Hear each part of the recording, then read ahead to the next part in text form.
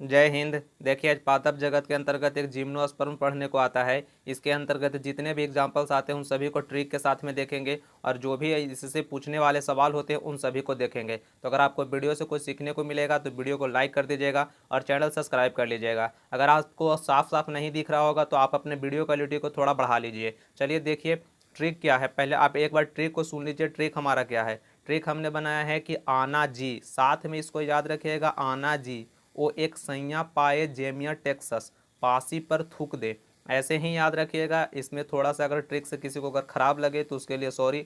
इसका जल्दी जल्दी में यही ट्रिक हम बना पाए हैं। तो आना जी वो एक सैया पाए जेमिया टेक्सस पासी पर थूक दे। ठीक है, देखिए पहले आस आना से याद रखिएगा कि आना वृत्त बीजी है। ठीक है, और इसी को इंग्लिश में कहा जाता है, जी से क्या हो गया, जिम्नोस्पर्म। तो आना से आना वृत्त बीजी याद रखिएगा, जी से जिम्नोस्पर्म याद रखिएगा। ठीक है, और ओ से हो गया क्या, ओरोकेसिया, और ए से हो गया एम्बर, और क से हो गया कनाडा बाल्सम, और स से हो गया साइकस, और ई से हो गया इफेड्रा, और या यहाँ पे साइलेंट है, और पा से हो गया पाइन यानी चीड़, और ए से हो गया एफिड्रा, और जेमिया से तो जेमिया हो गया, और टेक्सस से टेक्सस हो गया, और पा से हो गया क्या, पाइनस, और सी से हो गया सिकुआ, और फर पर से याद रखिएगा फर को, और थूक से याद रखिएगा थूजा को। ठीक है, तो इसको इतना याद रखिएगा। एक बार फिर से बोलते हैं, आप इसको ध्यान में रखिएगा। ट्रिक क्या है कि आना जी वो एक सैया पाए जेमिया टेक्सस पासी पर थूक दे। ठीक है, ट्रिक है कि आना जी वो एक सैया पाए जेमिया टेक्सस पासी पर थूक दे। आना से याद रखना है, आना वृत्त बीजी है, और जी से याद रखना है, इसी को इंग्लिश में क्या कहते हैं, जिम्नोस्पर्म कहते हैं।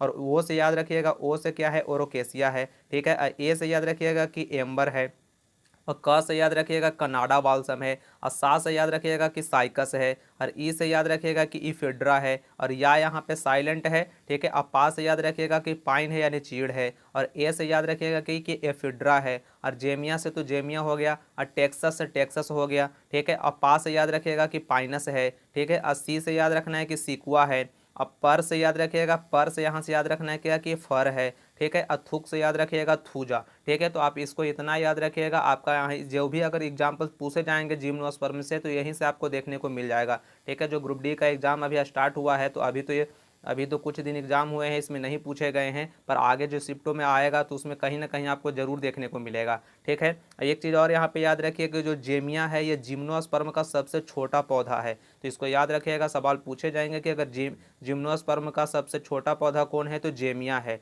ठीक है, जेमिया। और अगला देखिए, और जिम्नोस्पर्म का सबसे लंबा पौधा कौन है तो सिकुआ है। अगर ये भी सवाल पूछे जाएंगे कि जिम्नोस्पर्म का सबसे लंबा सवाल सबसे सबसे लंबा पौधा कौन सा है तो सिकुआ है। ठीक है, और ये जो होता है पाइनस है, सिकुआ है, फर और थूजा है, ये एक समूह आता है, एक समूह है कोनिफस, इसके अंतर्गत आते हैं। तो इसको याद रखिएगा। चलिए अब देखिए सवाल को।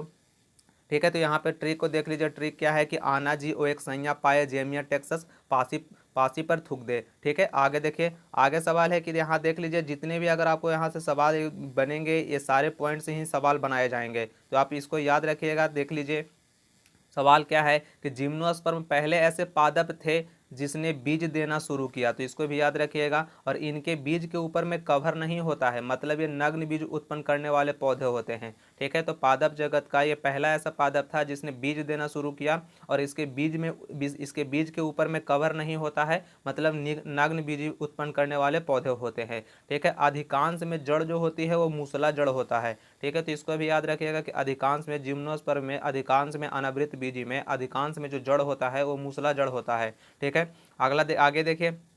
आगे है कि ये वायु द्वारा परागण करते हैं। ठीक है, तो जिम्नोस्पर्म यानी अनावृत बीजी हैं जो वायु के द्वारा परागण करते हैं। ठीक है, असंवहनीय उत्तक जाइलम एवं फ्लोएम पाए जाते हैं। तो इसमें संवहनीय उत्तक जो है जाइलम एवं फ्लोएम वो पाए जाते हैं। ठीक है, अधिकांश पर्वतीय क्षेत्र में पाए जाते हैं जहाँ पे तापमान कम होता है, यानी कि जिम्नोस्पर्म के पौधे वहाँ पे उगते हैं, अधिकांश पर्वतीय क्षेत्रों में उगते हैं, जहाँ पे तापमान कम होता है वहीं पे उगते हैं। ठीक है, आगे देखिए। आगे है कि जिम्नोस्पर्म की पत्तियां नुकीली होती है। ठीक है, तो ये भी सवाल पूछा जाता है, इसको याद रखिएगा। जिम्नोस्पर्म की पत्तियां नुकीली होती है। ठीक है, जिम्नोस्पर्म पौधा में फल नहीं पाया जाता है क्योंकि इसके पास में अंडाशय नहीं होता है। जिम्नोस्पर्म के पौधा में फल नहीं पाया जाता है क्योंकि इसके पास में अंडाशय नहीं होता है। और जिम्नोस्पर्म में बीजाणुपर्ण समूहित होकर क्या बनाते हैं, तो शंकु यानी कोन बनाते हैं। ठीक है, जिम्नोस्पर्म में बीजाणुपर्ण समूहित होकर बनाते हैं शंकु यानी कोन्स। ठीक है, और जिम्नोस्पर्म का मेवा किसको कहा जाता है, चिलगोजा को कहा जाता है। जिम्नोस्पर्म का मेवा किसको कहते हैं, चिलगोजा को कहा जाता है। और यह क्या है, जो चिलगोजा है यह पाइनस की बीज है। ठीक है, यह पाइनस का बीज है, तो इसको भी याद रखिएगा। आगे देखिए, आगे है कि 200 मिलियन वर्ष पूर्व पृथ्वी की प्रधान वनस्पति थी, तो कौन सा था, ये अनावृत बीज। ये सवाल पूछा जाता है। 200 मिलियन वर्ष पूर्व पृथ्वी की प्रधान वनस्पति थी, यानी कि सबसे पुराना वनस्पति कौन था, तो अनावृत बीज ही था। ठीक है, और जीवित जीवाश्म किसको कहते हैं, साइकस को कहा जाता है। ठीक है, तो जीवित जीवाश्म किसको कहते हैं, साइकस को कहा जाता है। इन सारे पॉइंट्स को याद रखिएगा। ठीक है, तो मिलते हैं अगले वीडियो में, तब तक के लिए जय हिंद।